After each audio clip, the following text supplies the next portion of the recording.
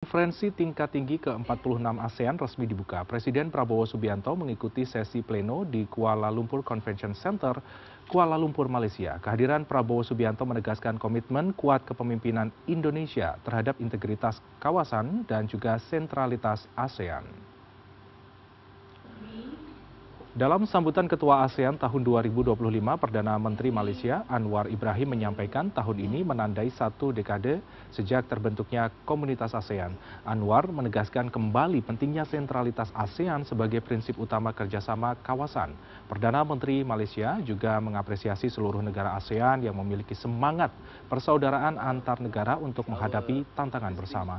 Selain itu, ia juga menyampaikan optimisme atas ketahanan ASEAN menghadapi berbagai krisis global. Anwar Ibrahim juga menyoroti secara langsung pentingnya memperkuat kemitraan eksternal.